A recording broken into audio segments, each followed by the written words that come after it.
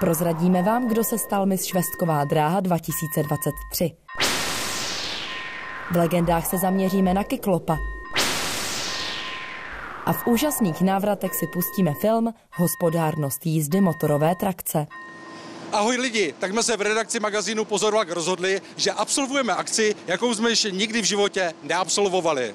Projedeme se Retroexpressem Slovenskem, což znamená, že strávíme zhruba 100 hodin víceméně ve vlaku, já vám to přepočítám, jsou to 4 dny a kousíček, 5krát přispíme v této soupravě a pořadatelé nám slibují životní zážitky, ale já si myslím, cítí to v kostech, že to bude tak trochu punk akce. No nic, tak nám to za chvilku tady z pražského Smíchovského nádraží jede, to znamená hurá do vlaku a hurá za životními zážitky, jak tvrdí pořadatelé.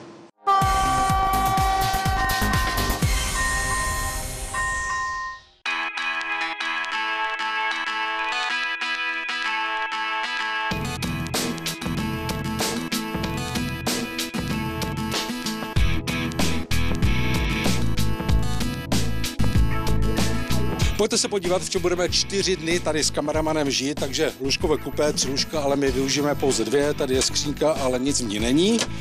A umyvadlo tady máme s vodou, takže se nemusíme umývat na WC, hurá!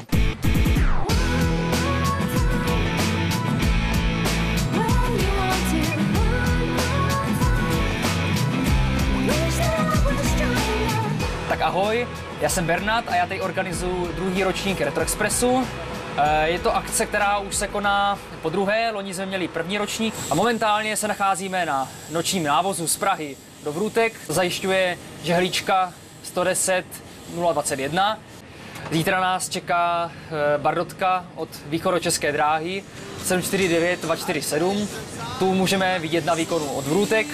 A se probíhá tak, že se jede po tratích po většinou lokálkách. Cestou samozřejmě jsou plánované nějaké fotozastávky, jo, navštěvujeme různé místa a celkově je to takové hodně železniční, ale právě je to i společensky zábavné, si myslím. Cesta může být cíl, cesta může být cíl. Jediný tak nad hlavou stojí. Nehybně, tak jako vášky. Jediný klas dozrává v poli. Jediným způsobem lásky. Přátelé, trošku jsme se zdrželi v bufetovém voze, už je 1 hodina a 48 minut, takže musíme jít spát, protože ráno v 5 se stáváme, máme první fotozastávku a to s karosou až D11 pojedeme a je to fotozastávka s Trečnou. Tak jo, jdeme chrnět, ať jsme svěží. Tak.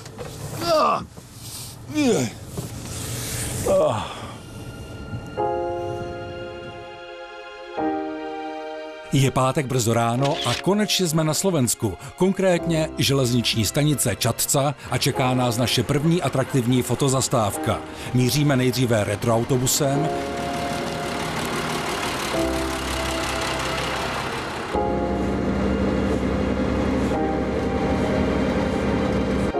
následně přívozem přes váh,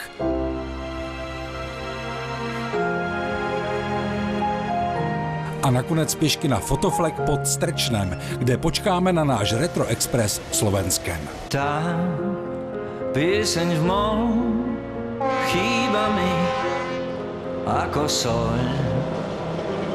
Tón a v ňom žiaľ duša hôr, duša ská slovenská.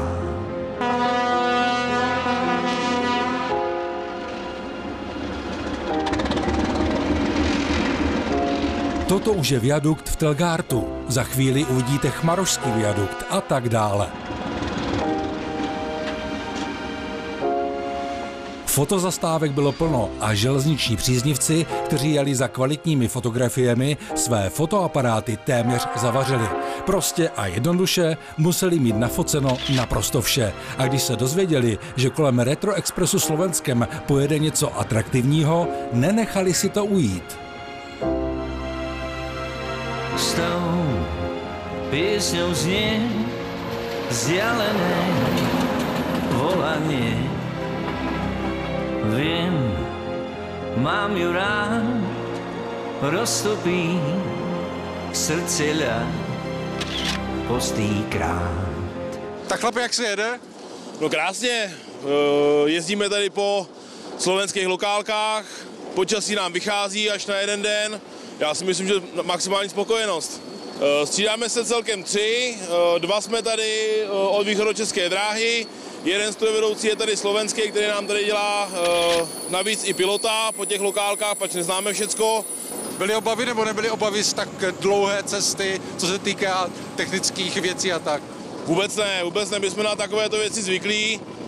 Mašina dostala před tímto výletem řádnou údržbu, takže je v perfektním stavu, nafty máme dost, mohli bychom jezdit celý týden.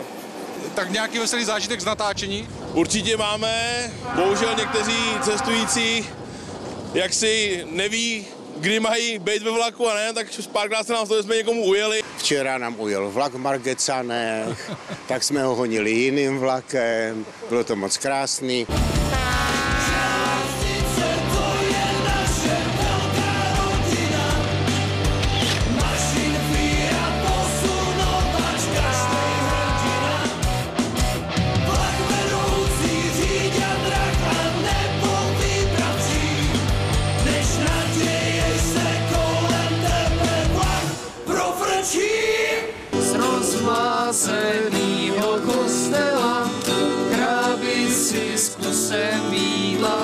Ani po večerech nebyla nuda. Například v Košicích jsme navštívili parádní akci s názvem Rušnoparáda, kde se na točně ukázala kromě jiných lokomotiv také ta naše, která táhla Retro Express. A na stejné točně došlo k velkému překvapení, když jeden z pořadatelů, Slavomír Slezák, požádal o ruku svou přítelkyni Kristýnu Majdákovou.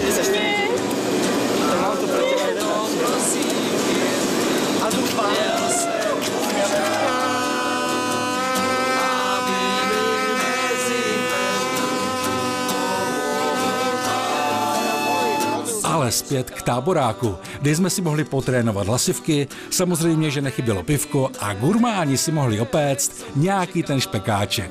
Když už jsme použili slovo gurmáni, tedy co se dělo v jídelním voze, to nepochopíte. Jeden záběr za všechny. Takhle dobré to bylo.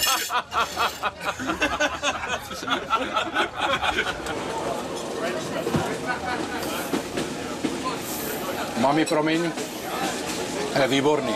Jdeme za kuchařem. Dneska vaříme ňoky s kuřecím masem, se špenátem a smetanovou omáčkou. Potom vaříme španělské ptáčky s rýží nebo s knedlíkem, jak si kdo z cestujících vybere. Pak tam máme nějaký Cezar salát. Jestli máš kameramana, zaber tady sporáky, máme tady 2 sporáky. Kuchařské zkušenosti jsou, ale rozhodně ne práce, protože já dělám dispečera u Metransu a kuchaření je jenom moje zábava. Si myslím, že kdyby tam zobrali Polrecha so sebou, tak ten by mlaskal ještě 3 dny po konci akcí.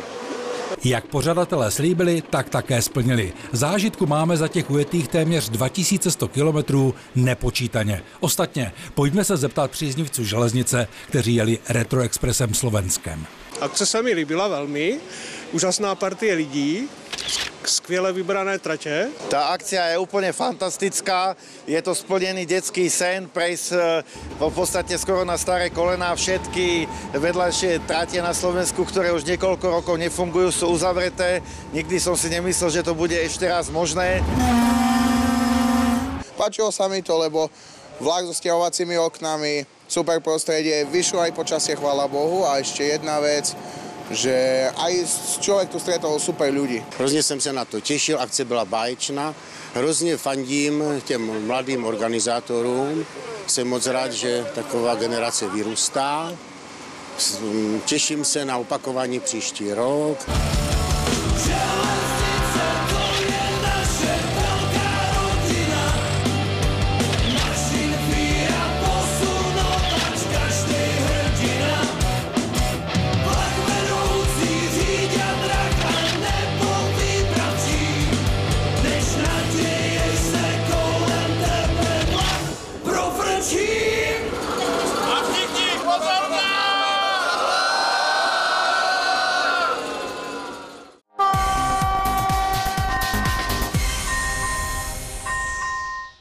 Je tu krátký přehled událostí na železnici. Nebudete věřit, co způsobilo na začátku května zastavení železničního provozu mezi pražskými Vysočany a Horními Počernicemi.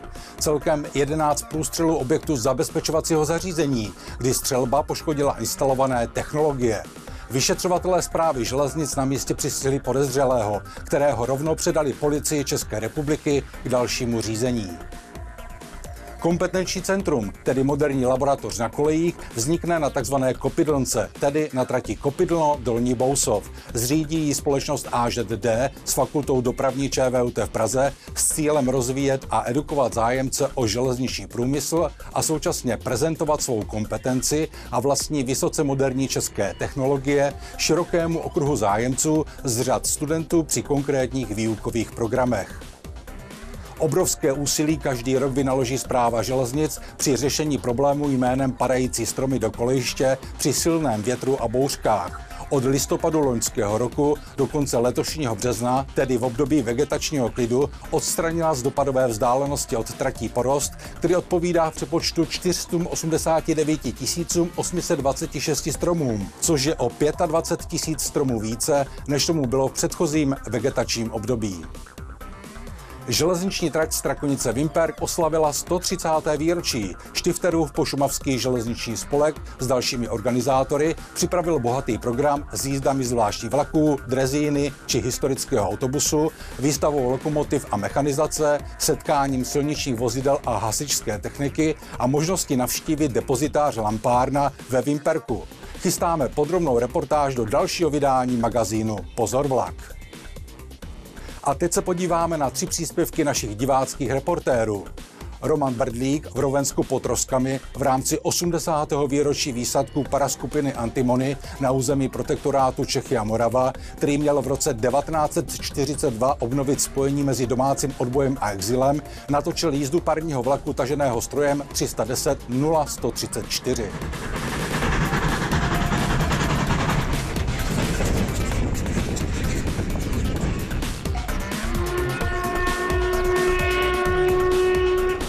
Toto už je Slovensko. Zavítáme dnes už podruhé na Chmarošský a Telgárský viadukt, kde Marián Vlkovič natáčel v rámci akce S papagájom do raja soupravy s parní mašinou 477 013 s přezdívkou Papoušek a s brejlovcem T478 300.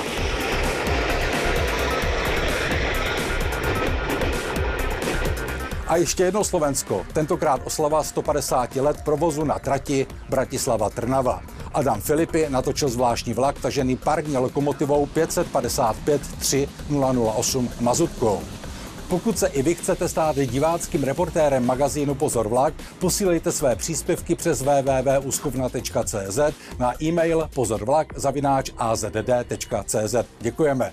A teď si prozradíme výherce za minulou soutěžní otázku.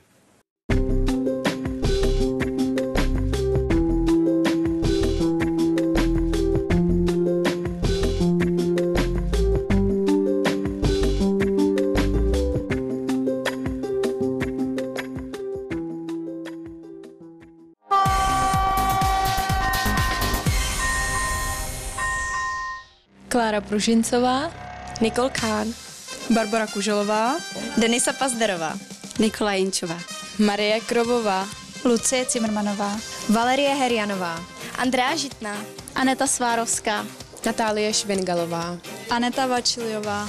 Ak je láska výbuch citov, tak to bola stovka. Stačil iba jeden pohľad, nemu 2-3 slovka.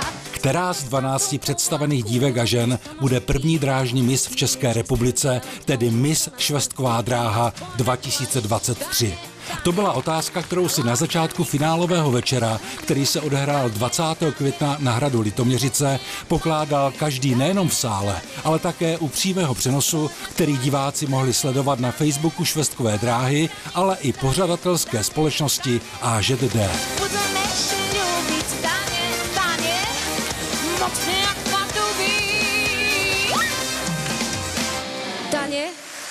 Švestkova dráha Ústecký kraj jedno jest a my se snažíme, aby Švestková dráha, kterou jsme vlastně vykřesali úplně z nuly, ta trať měla být snesena, tak s velkou pomocí Ústeckého kraje a pana hejtmana, který nám dává podporu a chodí na naše akce, tak jsme vlastně udělali dráhu, kterou bychom chtěli, jak se říká po modernu, udělat sexy.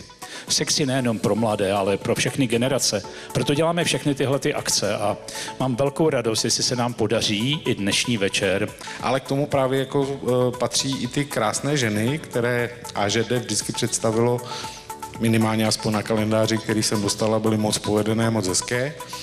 A proto záštita pro mě je velká čest a já si myslím, že to bude docela těžké. Já jsem na těch předkolech nebyl, jsem rád, protože slečny, když tady prošly, tak už bych nevěděl, abych to dal všem a můžeme jít domů, ale doopravdy, jako až se vybere ta nejkrásnější, která bude reprezentovat Švestkovou dráhu, tak věřím tomu, že to bude jenom taková ta třešínka už na té Švestkové dráze, protože ona reprezentuje jak AŽD, tak náš Ústecký kraj. Švestková dráha je malebná lokálka protínající České středohoří, skýtající nespočet turistických cílů. Můžete navštívit historické památky, či se jen vydat na toulky čarovnou krajinou.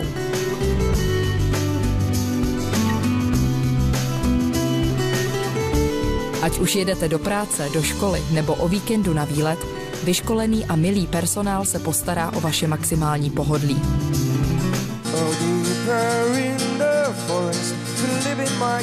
Pořadatele překvapilo množství přihlášených dívek a žen 17 až 35 let do soutěže Miss Švestková dráha 2023. Došlo přes 200 přihlášek, ze kterých bylo vybráno do neveřejných výběrových kol 100 dívek a žen. Překvapilo mě, že plno slečen bylo opravdu krásných v rámci té celkové účasti. Pro nás je hrozně těžký teď teda rozhodovat a vybírat pouze ty finalistky, těch 12 finalistek. Když playmate Denisa Gudel už při neveřejných výběrových kolech hovořila o tom, jak je složité vybrat 12 finalistek, pak věřte, že u finálového večera to bylo ještě složitější.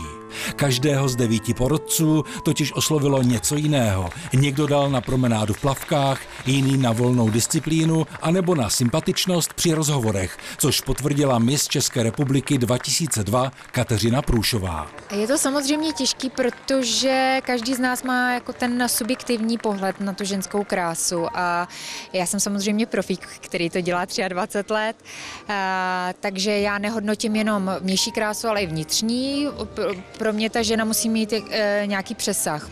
Nejen ten obal krásnej, ale musí být osobnost. Co je podle vás nejpalčivějším problémem mladých dívek? Tak velice děkuji za otázku. Rádo se stalo. Tak za mě nejpalčivější problém je porovnávání se na sociálních sítích a vytváření falešného obrazu o sobě, které potom dál může vést k psychickým poruchám a dokonce i k poruchám příjmu potravy. Kdybych si mohla vybrat jakoukoliv superschopnost, tak by to bylo nejspíše ovládání času. Ráda bych si ty zážitky vlastně zopakovala. Například ještě jednou viděla mé blízké osoby, které už tady s námi bohužel nejsou. Čím byste inspirovala další dívky k tomu, aby se přihlásili na soutěž krásy, na soutěž Miss, případně na soutěž Miss Švestková dráha? Tak je to určitě skvělá zkušenost, taková soutěž. A myslím si, že každá žena by si to měla vyzkoušet, protože jí to určitě zvedne sebevědomí, stejně jako mě. Po téměř 3 hodinách klání přišel vrchol večera vyhlášení výsledků. Druhou vicemis se stala 18letá Natálie Švingalová z Rumburku, první vicemis 21letá Barbora Kuželová z Bíliny a Miss Švestkové dráhy 2023 22letá Aneta Svárovská z Mostu. Aneta je korunována Miss, získává gratulaci, polibek, šerpu, květinu. Aneto, jaké jsou vaše pocity v tuhle chvíli? Já se omlouvám, já se nebudu schopná jako cokoliv říct momentálně. A vidíte, krásně mluvíte. Já bych chtěla strašně moc poděkovat za neskutečnou podporu, jak vlastně od rodiny, tak od mých skvělých kamarádů. A děkuji moc porotě. Já jsem s tím, jak to dopadlo, velmi spokojen, protože Aneta Svárovská skutečně předvedla skvělou volnou disciplínu, a skvěle mluvila a i v semifinálových kolech předvedla, že skutečně se může stát Miss Švestková dráha a skutečně se tou Miss stala. Chtělo by se teď říci za rok na viděnou u Miss Švestková dráha 2024. Nebude tomu tak, protože vlastně všechny dívky a ženy, které měly zájem, se do soutěže přihlásily a je velký předpoklad, že by se i v dalším ročníku objevily stejné tváře. Takže na viděnou za 3 až 4 roky, jak prohlásili pořadatelé ze Švestkové dráhy. Najkrajšie stromy sú na hore hroní.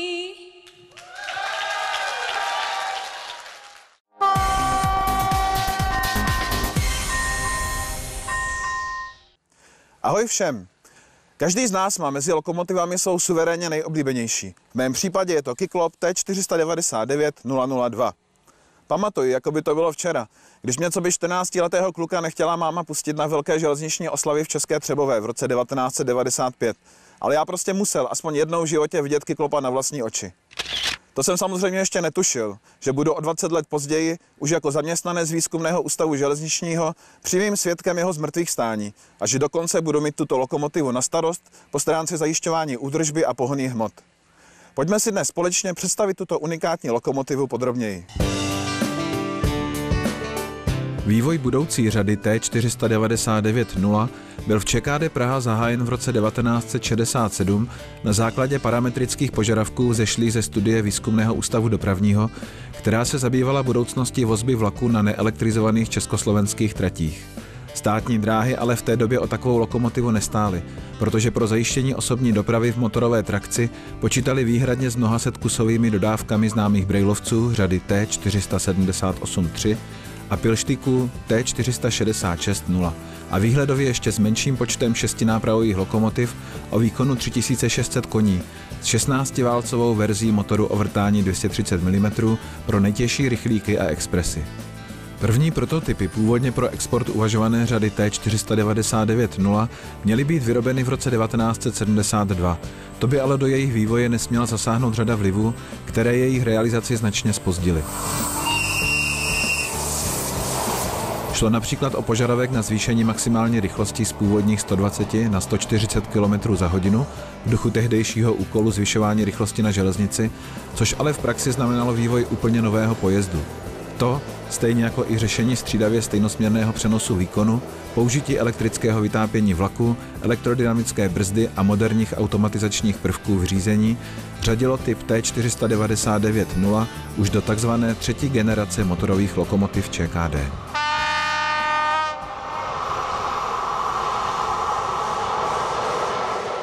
Po konstrukční stránce je Kyklop čtyřnápravou skříňovou motorovou lokomotivou se 2 čelními kabinami a strojovnou mezi nimi. Hmotnost prototypů byla po vyrobení téměř 85 tun, nejvyšší rychlost už zmíněných 140 km za hodinu, přeplňovaný naftový motor K12 V230DR měl výkon 1765 kW při jmenovitých 1150 otáčkách za minutu. Právě naftový motor, který tvoří jeden montážní celek s trakčním alternátorem, zabírá nejvíce prostoru uvnitř strojovny. Kromě něj můžeme ve strojovně vidět ještě třeba topný alternátor, blok vodního chlazení naftového motoru s hydrostaticky poháněnými ventilátory a v samostatné kopce pak blok elektrické výstroje s trakčními usměrňovači.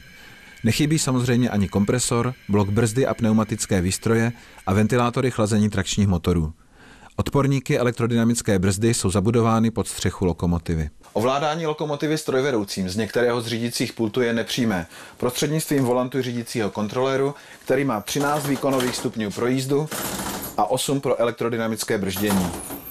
Při popisu lokomotivy nesmíme zapomenout se jí také podívat pod sukně, konkrétně na podvozky, které vychází principiálně z podvozku brejlovců, ale jsou prodloužené o 20 cm. Mnohem progresivnější je ale uložení lokomotivní skříně na podvozky pomocí protisměrně vinutých pružin FlexiCoil.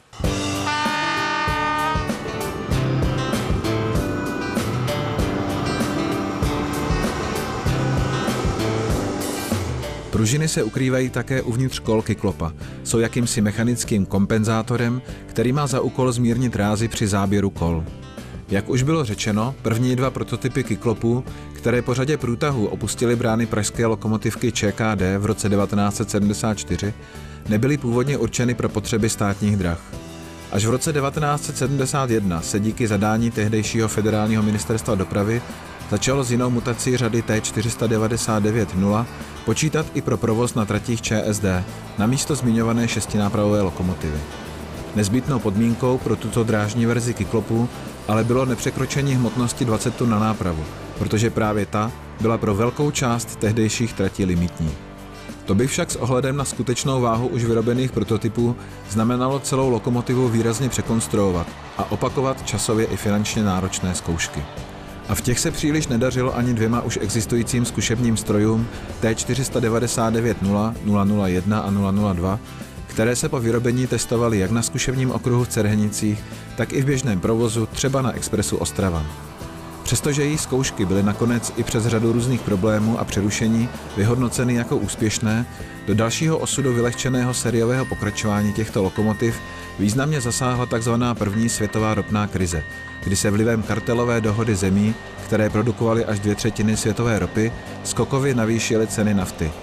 Důsledkem krize bylo v Československu vydání vládního rozhodnutí, že na železnici musí být maximálně urychlená elektrizace, a to zejména hlavních tratí, tedy právě těch, pro které byly kyklopové především určeni. Státní dráhy se tak rozhodly sériové kyklopy už neobjednávat a potřebu rychlíkových lokomotiv vyřešit modifikací brejlovců na provedení T478-4 s elektrickým vytápěním vlaků. Oba zkušební prototypy se rázem staly nechtěnými dětmi, které pro svou vysokou hmotnost neměly na síti ČSD kloudného využití a vážně hrozilo i jejich sešrotování. Do konce 70. let se ještě používaly pro vozbu nákladních vlaků na výkonech depa Děčín. To se však stalo prvnímu z prototypu osudným, když v listopadu 1979 vyhořel a už nikdy nebyl zprovozněn. V roce 1982 byly oba stroje odprodány Výzkumnému ústavu železničnímu na zkušební základnu v Cerhenicích, kde jednička posloužila při nárazových zkouškách deformačních prvků, zatímco druhý stroj si občas i zajezdil při zkouškách jiných vozidel. Takto na okruhu příležitostně sloužil dalších 10 let, zatímco první prototyp byl po vytěžení náhradních dílů v roce 1989 přímo na zkušební základně sešrotován. V roce 1992 vyřadil i druhého kyklopa z provozu požár, po kterém se už firmě nevyplatilo do něho investovat. Vozidla se ujal muzejnický spolek z Nymburka se záměrem jeho zprovoznění. To se však nepodařilo ani v Nymburce, ani následně obdobnému spolku v Bohumíně, kam se kyklop dostal v roce 1997. Až na konci roku 2012 se stroj skutečně dostal do dílen, shodou náhod opět v Nymburce, kde se podrobil více než rok trvající důkladné opravě v tamním DPOV. Opravu financoval staronový majitel lokomotivy Výzkumný ústav železniční. A dnes se druhý vyrobený kyklop nachází a slouží tam, kam doopravdy patří, na zkušebním okruhu v Cerhenicích.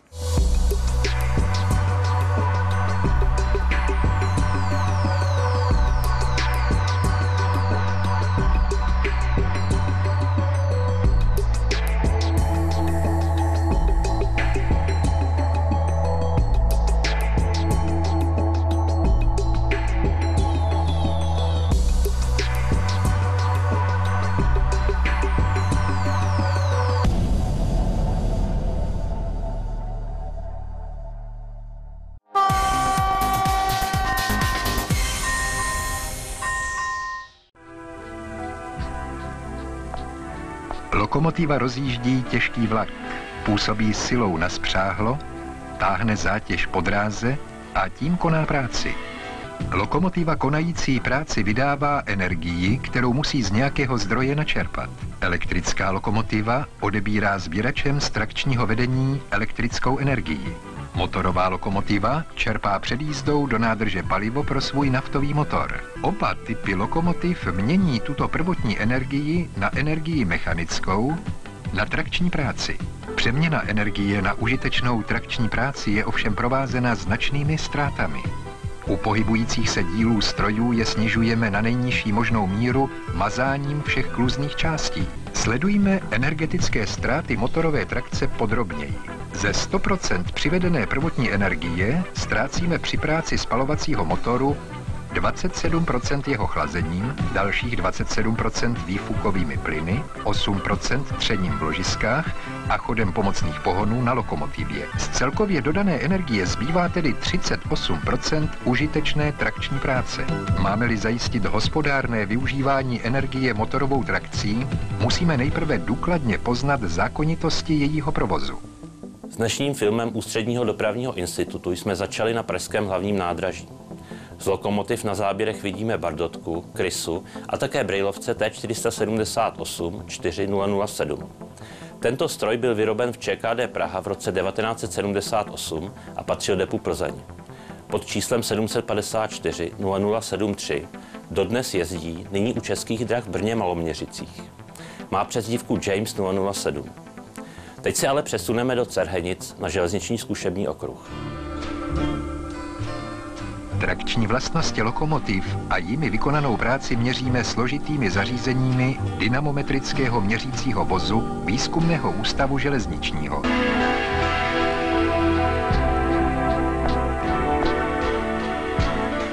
Tažná síla lokomotivy se přenáší spřáhlem na hydraulické zařízení. Průběh tažné síly v čase i podle ujeté dráhy se graficky i číselně zaznamená. Kromě tažné síly měříme také rychlost jízdy. Obě veličiny sledují přesné mechanické měřící přístroje. Z tažné síly a ujeté dráhy vyhodnotí měřící aparatura práci, kterou lokomotiva vykonala na spřáhlem měřícího vozu. Měřící vůz je vybaven také elektronickými měřícími přístroji. Tyto přístroje přesně měří čas, dráhu a spotřebu paliva vznětovým motorem lokomotivy. Zařízení doplňuje mikroprocesor s pamětí a záznamovým zařízením. Z hodnot naměřených dynamometrem vyhodnocuje elektronický systém trakční charakteristiky lokomotiv. Vypočítává také průběhy zrychlení při měření jízdních odporů za jízdy po kolejích, sleduje spotřebu energie, oteplování strojů a podobně. Průběh měření se ukládá do paměti mikroprocesoru, který po skončení měření automaticky zpracuje úplnou číselnou i grafickou výstupní informaci. První dynamometrický měřící vůz vyrobila pro ČSD firma Ringhofer v roce 1925. Kromě jiných přístrojů zde byl především měřič tažné síly se zařízením na měření tahu na háku a tlaku na náraznících, vyrobený švýcarskou firmou Amsler. Jedná se o dvojčinný hydraulický dynamometr s registračním měřícím stolem Amsler s mechanickými kulovými integrátory. Proč o tom mluvím? Dynamometr byl zabudován postupně do 3 vozů a používal se až do roku 1991. Část zařízení je používána stále. Vidíme ho tedy i v našem filmu. Vůz vznikl vřel z vrůtky rekonstrukcí vozu řady BT v roce 1984. Vraťme se ještě jednou na pražské hlavní nádraží a zařaďme dynamometrický měřící vůz za lokomotivu do pravidelného mezinárodního rychlíku, abychom mohli sledovat využití paliva i výkonu trakčních motorů v průběhu jízdy vlaku. Pro rozjezd potřebujeme vyvinout velkou tažnou sílu na háku lokomotivy. Přístroje dynamometrického měřícího vozu tuto tažnou sílu, vykonanou práci a průběh rychlosti změří a zaznamenají.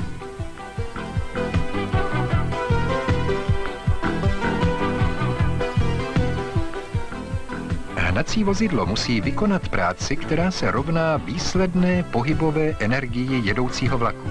Pohybová energie vlaku je energií, která se nahromadila v jeho hmotnosti při rozjezdu. Po dobu jízdy konstantní rychlostí je konstantní také tato pohybová energie. Náš vlak se zatím rozjel a dosáhl požadované rychlosti. Strojvedoucí proto omezí tažnou sílu lokomotivy na hodnotu, která stačí k překonání jízdního odporu valení kol po kolejnicích, k překonání odporu vzduchu a stoupání trati. Čím lépe strojvedoucí zná trať, po které jede, tím hospodárnější může být jeho jízda. Vlak se blíží ke stanici, ve které bude stavět. Proto strojvedoucí vypíná elektrické trakční motory a jede výběhem. Využije tak značnou část pohybové energie nahromaděné při rozjezdu vlaku. Vidíte? Rychlost vlaku se příliš nezmenšila, ale tažná síla trakčních motorů je nulová. Podobně využívá výběhu při jízdě po spádu. Hospodárná jízda s využíváním dynamiky vlaku je tedy v rukou strojvedoucího. Na trati se však vyskytují také mimořádnosti. Například mimořádné zastavení. Pohybová energie vlaku se změní na neužitečné teplo z drží zahřátých při brzdění. Spalovací motor pracuje dál, ale nevykonává ani kousek užitečné trakční práce. Mimořádné zastavení znamená také mimořádný rozjezd. Rozjezd realizovaný zpravidla větší tažnou silou. Strojvedoucí se snaží dohnat čas ztracený čekáním před návěstidlem a krátí jízdní dobu. Že jde o rozjezd energeticky náročnější, vidíme vpravo na grafickém zápisu tažné síly. Ani pomalá jízda na trati není zadarmo. Platíme jí drahocennou energií, kterou v podobě paliva musíme dodat lokomotivě navíc. Přístroje dynamometrického měřícího vozu mohou přesně změřit mimo jiné spotřebu paliva, rychlost jízdy, tažnou sílu lokomotivy i vykonanou trakční práci. Mohou tedy změřit i hospodárnost jízdy. Ovlivnit hospodárnost jízdy může například traťové hospodářství tím, že zlepší technický stav tratí. Doprava a přeprava tím, že omezí na minimum mimořádné dopravní situace. Lokomotivní depa tím, že zajistí dobrý technický stav všech motorových lokomotiv. A konečně strojvedoucí podstatně ovlivní hospodárnost vlastní technikou jízdy. Dynamometrický vůz, označený dnes MV2, je jedním z nejvíce využívaných měřících vozů VUZ, dceřiné firmy Českých drah. Co bude příště? Budeme zase měřit, tentokrát kolejnice.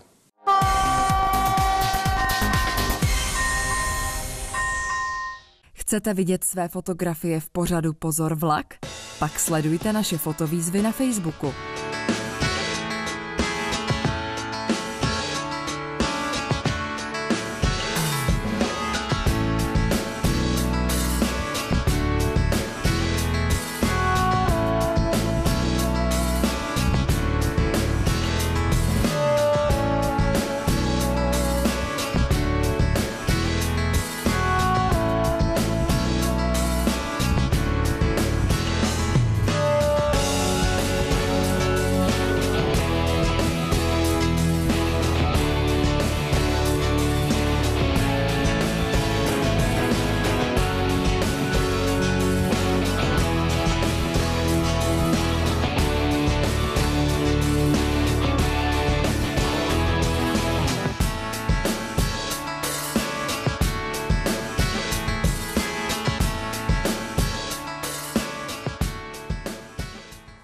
A jsme v závěru a připravili jsme pro vás malé překvapení. Tyto plechové tabulky s nápisem Pozor vlak a 3 z vás ji mohou získat v rámci soutěže.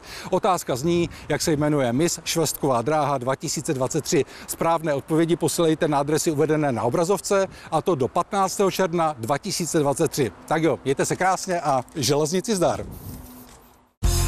Otázka zní, jak se jmenuje Miss Švestková dráha 2023.